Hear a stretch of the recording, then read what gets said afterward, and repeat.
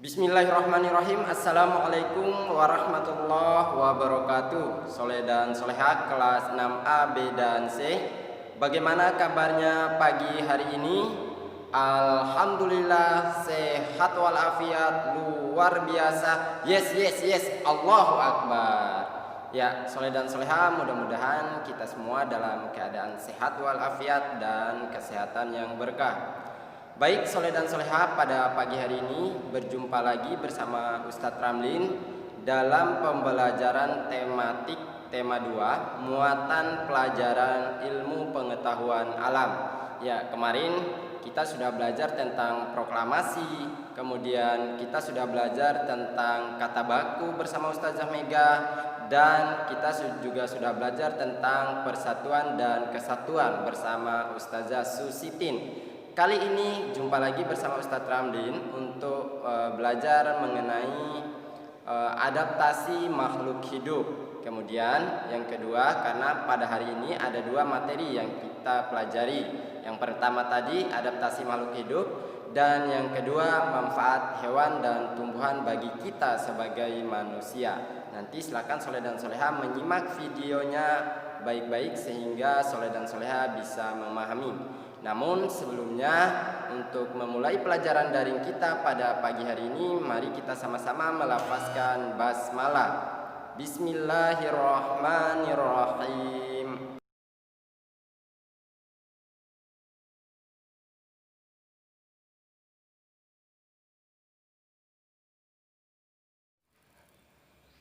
Adaptasi adalah kemampuan makhluk hidup untuk menyesuaikan diri dengan lingkungannya. Adapun tujuan makhluk hidup beradaptasi adalah untuk bertahan hidup atau melangsungkan kehidupannya.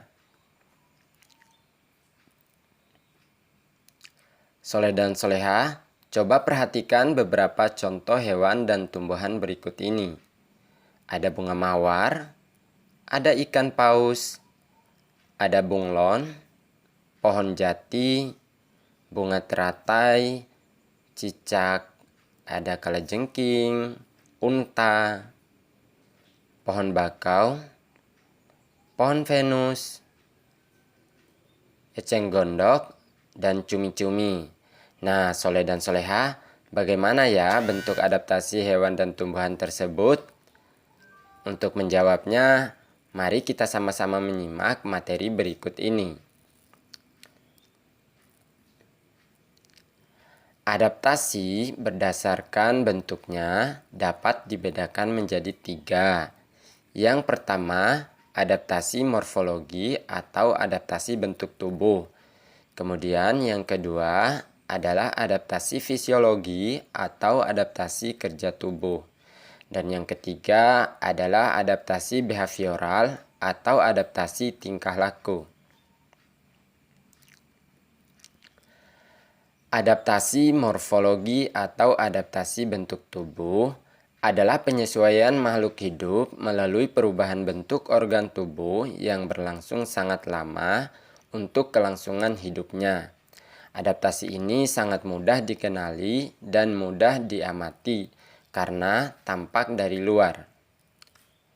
Contoh adaptasi morfologi pada hewan, misalnya jenis paruh dan kaki burung, beragam tipe mulut serangga, sedangkan pada tumbuhan terdapat aneka ragam jenis akar, batang, dan daun tumbuhan.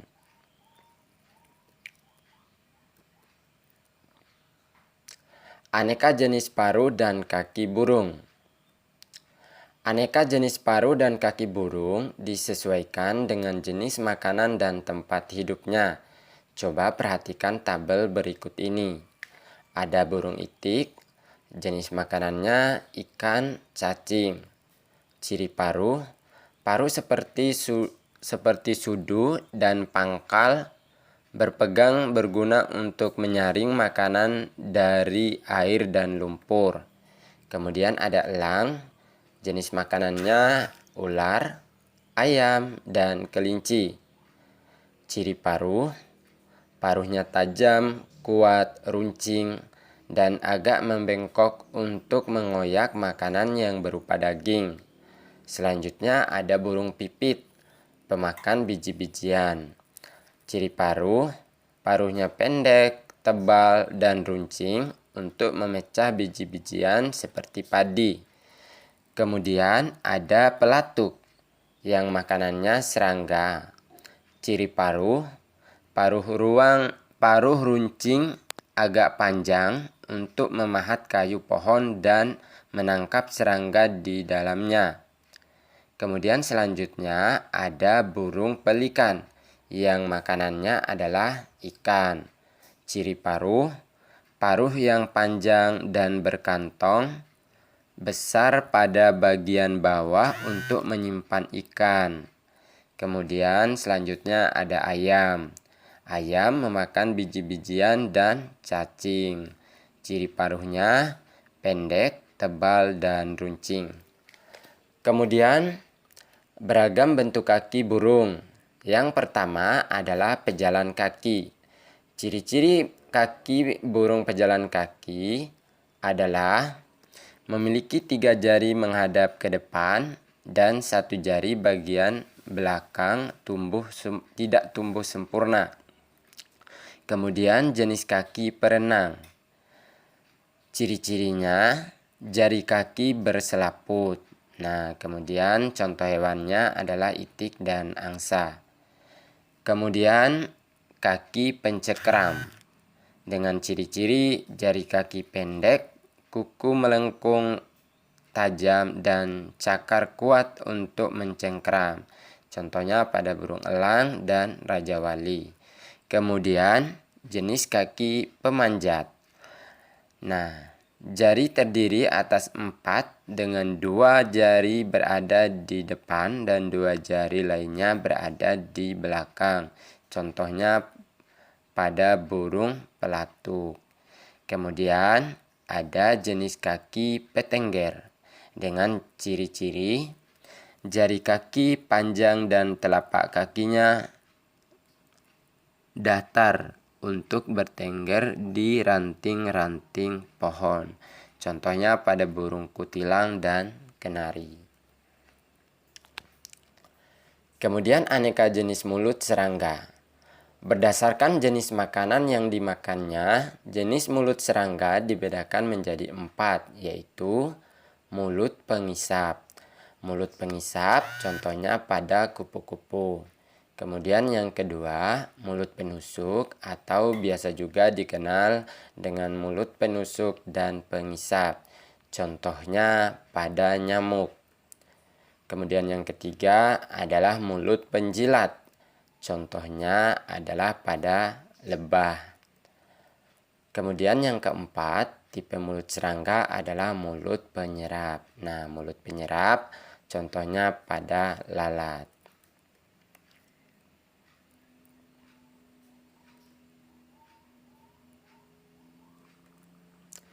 Kemudian yang kedua, adaptasi morfologi pada tumbuhan.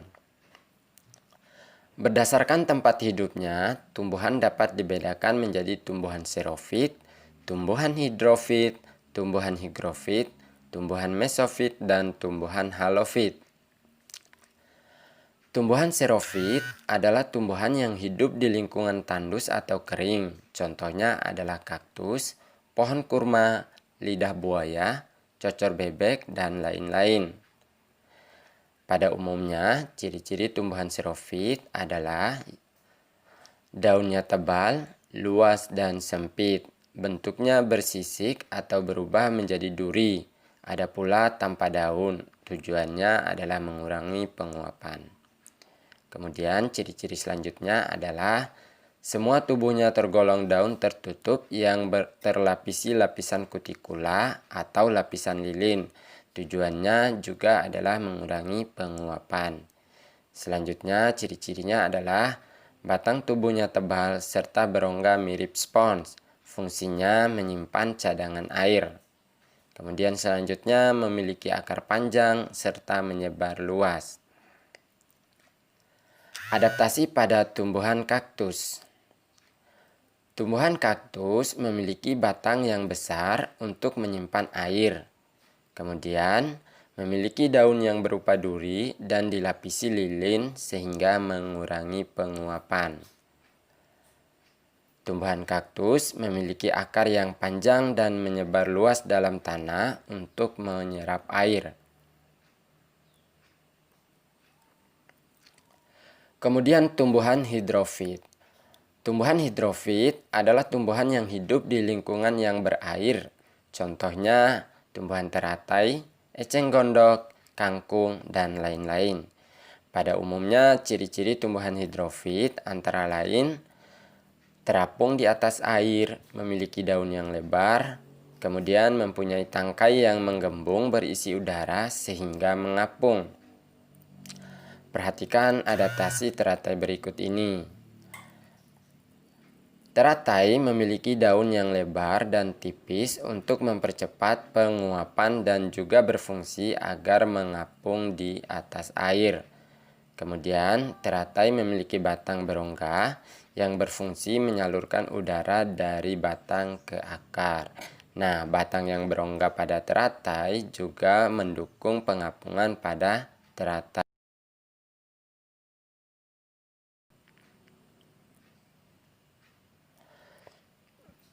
Kemudian, adaptasi eceng gondok. Eceng gondok memiliki pangkal tangkai daun menggembung untuk mengapung di air. Kemudian, eceng gondok memiliki akar yang lebat untuk membantu keseimbangan agar tidak terbalik. Selanjutnya adalah tumbuhan halofit. Tumbuhan halofit adalah tumbuhan yang hidup di daerah muara atau air asin, contohnya tumbuhan bakau. Tumbuhan bakau memiliki adaptasi seperti memiliki akar napas untuk memperoleh oksigen dan akar tunjang untuk menopang tumbuhan di tanah berlumpur dan menahan terjangan ombak. Selanjutnya, tumbuhan higrofit. Tumbuhan higrofit adalah tumbuhan yang hidup di lingkungan yang basah atau lembab. Contohnya tumbuhan paku, lumut, pisang, dan keladi atau talas-talasan. Ciri-ciri umum tumbuhan higrofit memiliki daun tipis dan lebar, daunnya kecil-kecil dan jumlahnya banyak. Kemudian secara umum, bentuk adaptasi tumbuhan higrofit antara lain bentuk daun lebar dan tipis sehingga mempercepat penguapan. Stomata lebih banyak terdapat di permukaan atas daun. Sering melakukan gutasi. Gutasi ini merupakan proses pengeluaran air di sepanjang tepi daun. Kemudian selanjutnya adalah daun dan batang memiliki lapisan kutikula dan lilin yang tipis. Yang kelima adalah tumbuhan mesofit. Tumbuhan mesofit adalah tumbuhan yang biasa hidup di lingkungan yang tidak terlalu basah dan tidak terlalu kering. Tumbuhan ini mudah ditemukan di lingkungan tempat tinggal kita. Mesofit ini ada yang masuk ke dalam golongan tumbuhan berkayu dan ada juga yang rerumputan. Contoh tumbuhan mesofit antara lain adalah pohon mangga, rambutan, rerumputan, pisang, dan pepaya. Ciri-ciri tumbuhan mesofit: akarnya tumbuh pesat dan bercabang, daunnya biasanya tipis dan lebar, kemudian stomatanya biasa berada di bawah daun untuk menghindari penguapan yang berlebihan. Adaptasi fisiologi. Adaptasi fisiologi adalah penyesuaian diri makhluk hidup melalui fungsi kerja organ-organ tubuh. Beberapa contoh adaptasi fisiologi pada tumbuhan sebagai berikut. Adaptasi bunga Rafflesia.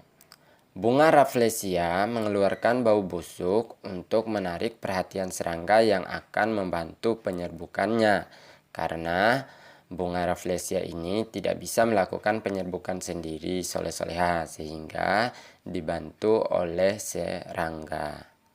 Kemudian yang kedua contohnya adalah tumbuhan Venus flytrap.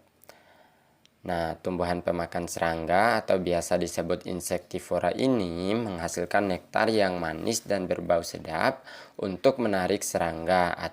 Nah, biasanya lalat ya, untuk hinggap sehingga tumbuhan ini mengatup daunnya dengan cepat dan memakan serangga tersebut.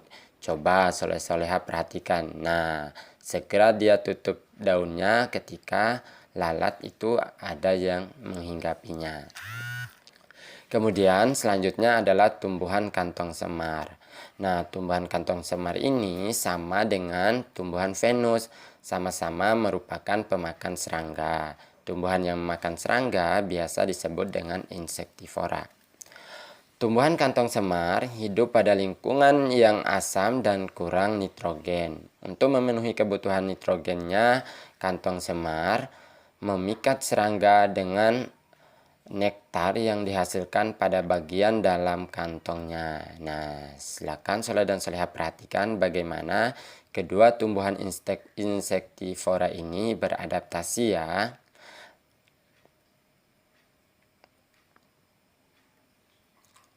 Kemudian beberapa contoh adaptasi fisiologi pada hewan. Nah, yang pertama ada ikan. Ikan yang hidup di laut beradaptasi dengan banyak minum namun mengeluarkan urin yang sedikit.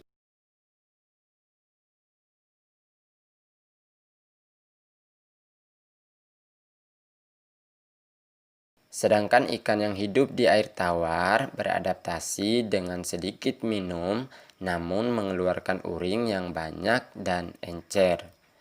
Kemudian ada burung hantu. Nah, wih serem ya soleh dan soleha. Tapi jangan takut, burung hantu tidak berani dengan kita loh. Burung hantu memiliki penglihatan yang tajam pada malam hari untuk memudahkannya mencari makanan dan minumannya. Nah, kemudian selanjutnya ada unta. Nah, soleh dan soleha, unta ini karena biasa hidup di padang pasir, maka Allah bekali dengan tubuh yang bisa melakukan adaptasi pada lingkungannya. Yang pertama, unta memiliki rambut tebal di punggung untuk menjaga panas tubuhnya. Kemudian, unta juga memiliki punuk yang berfungsi sebagai tempat menyimpan cadangan makanan. Dan unta memiliki kaki yang besar, membuatnya tidak terperosok saat berjalan di padang pasir. Nah, selanjutnya, bentuk kaki pada unta yang panjang menjauhkan tubuhnya dari pasir di bawahnya sehingga tidak terasa panas. Bayangkan ya, kalau kaki unta pendek, kasihan dong ya, dia akan kepanasan karena hidupnya di padang pasir. Kemudian unta juga memiliki kulit tebal khusus di bawah telapak kaki yang merupakan perlindungan terhadap pasir yang sangat panas. Kasihan juga ya seandainya Allah tidak membekalinya dengan telapak kaki yang tebal kulitnya.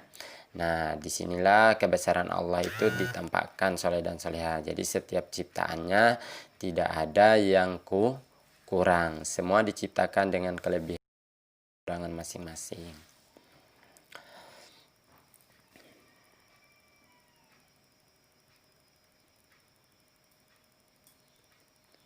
Selanjutnya, adaptasi tingkah laku.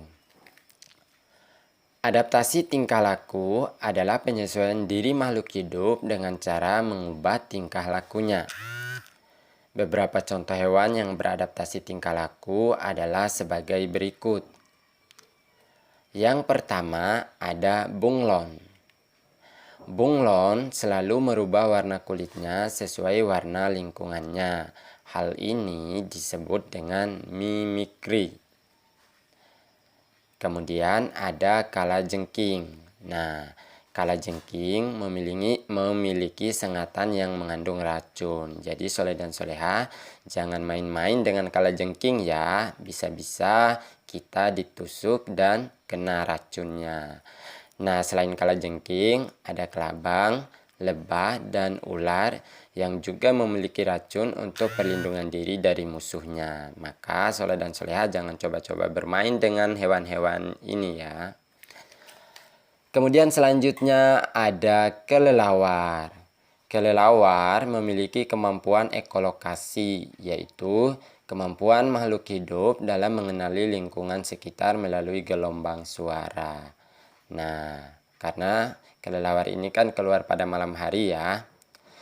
Kemudian selanjutnya ada cicak kadal, dan toke. Nah, yang melakukan autotomi, yaitu memutuskan ekornya secara spontan untuk melindungi dirinya dari musuh.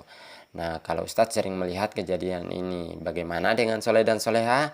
Apakah pernah melihat cicak memutuskan ekornya? Ya, mulai sekarang coba diperhatikan ya. Kemudian selanjutnya, adaptasi tingkah laku pada hewan adalah kamuflase. Kamuflase yaitu perilaku hewan yang mencari lingkungan yang sama dengan warna tubuhnya untuk melindungi diri dari musuh. Beberapa contoh hewan yang melakukan kamuflase ada belalang daun, belalang sembah, serangga daun, gurita, dan lain-lain.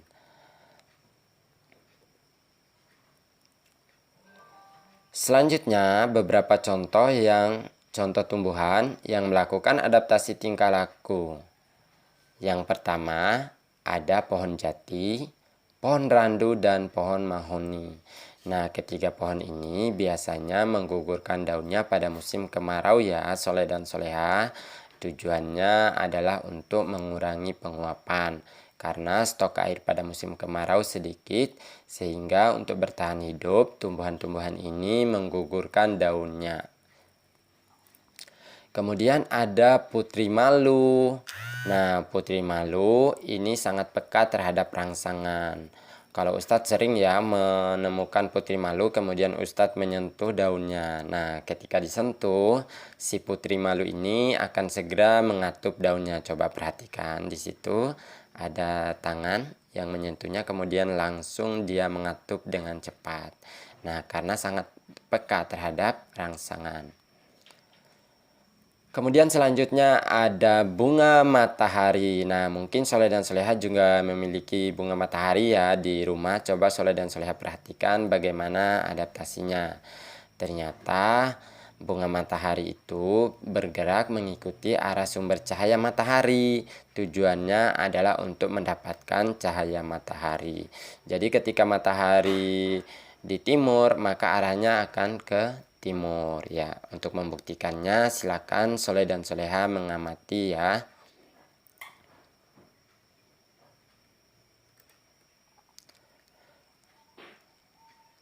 Dan materi kedua kita adalah manfaat hewan dan tumbuhan bagi manusia.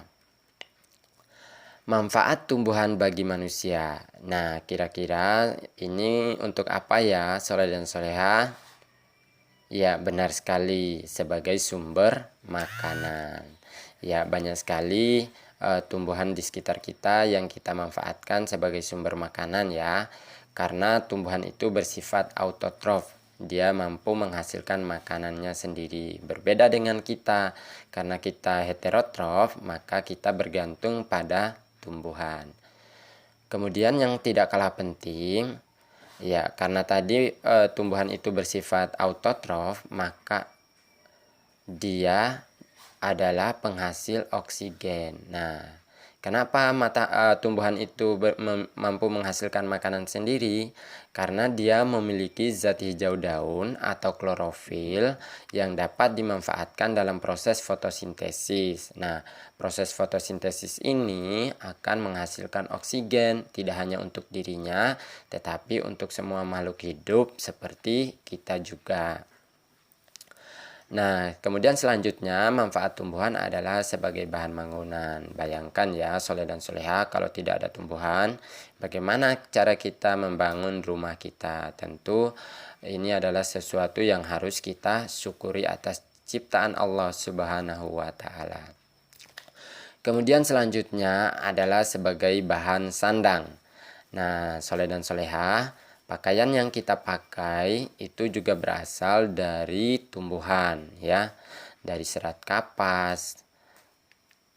Nah, kemudian selanjutnya adalah sebagai obat-obatan. Soleh dan Soleha mungkin sering mendengar ya toga. Toga itu adalah tanaman obat keluarga.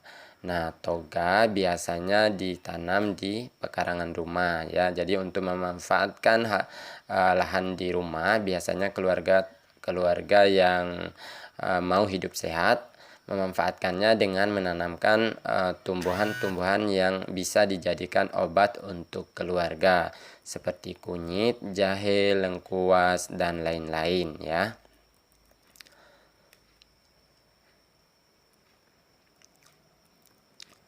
Selanjutnya adalah manfaat hewan bagi kita sebagai manusia. Manfaat hewan bagi manusia yang pertama sebagai penghasil bahan pangan, sama seperti tumbuhan tadi ya. Kita minum susu setiap hari, makan telur, daging, ikan, semuanya adalah bersumber dari hewan. Kemudian sebagai bahan sandang. Nah, sama seperti tumbuhan tadi yang serat kapas, hewan juga bisa menghasilkan atau menjadi bahan sandang. Nah, misalnya bulu domba, kemudian dari ulat sutra. Nah, itu bisa dijadikan sebagai bahan sandang. Kemudian selanjutnya adalah sebagai penghasil pupuk organik. Nah, ini kotoran sapi atau kotoran kambing yang dipelihara jangan dibuang ya, tetapi kita bisa memanfaatkannya sebagai penghasil pupuk organik. Siapa tahu kita memiliki tanaman, nah, daripada beli, mending kita memanfaatkan kotoran-kotoran hewan yang ada di sekitar kita. Jadi tidak dibuang, tetapi ditempatkan di tempat khusus supaya terurai dengan baik dulu, kemudian kita jadikan sebagai pupuk organik. Dan selanjutnya adalah sebagai penggebur tanah. Nah, hewan satu ini, soleh dan soleha, sangat bermanfaat sekali ya, karena dia bisa membuat rongga-rongga di dalam tanah atau ruang-ruang di dalam tanah sehingga oksigen bisa masuk ke dalam tanah, dan tumbuhan yang ada di dalamnya yang hidup di lingkungan tersebut juga akan tumbuh subur ya. Jadi kalau soleh-soleha menemukan cacing tanah, jangan sekali-kali dibunuh ya, biarkan dia masuk ke dalam tanah dan melakukan aktivitas hidupnya. Selanjutnya adalah sebagai obat-obatan. Nah, dalam Al-Quran disebutkan secara khusus bahwa lebah itu adalah sebagai obat. Nah, beberapa produk yang dihasilkan oleh lebah: madu, ada tepung sari bunga, racun lebah, lilin lebah, royal jelly, dan propolis ya. Semua kandungan lebah ini sangat bermanfaat untuk kesehatan tubuh kita.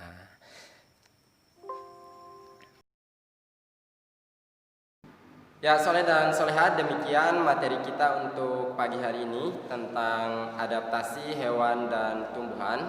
Kemudian tentang manfaat hewan dan tumbuhan bagi manusia. Silakan soleh dan soleha mencari, memperkaya materinya, terutama adaptasi hewan dan tumbuhan di luar daripada yang sudah kita pelajari atau di luar daripada yang sudah kita sebutkan tadi.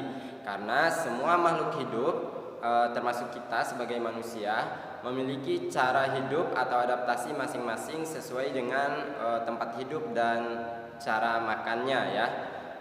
Jadi silakan soleh dan soleha sekali lagi untuk memperkaya materi kita, silakan soleh soleha cari tahu sendiri, baik dari membaca buku atau dari internet yang sumbernya terpercaya.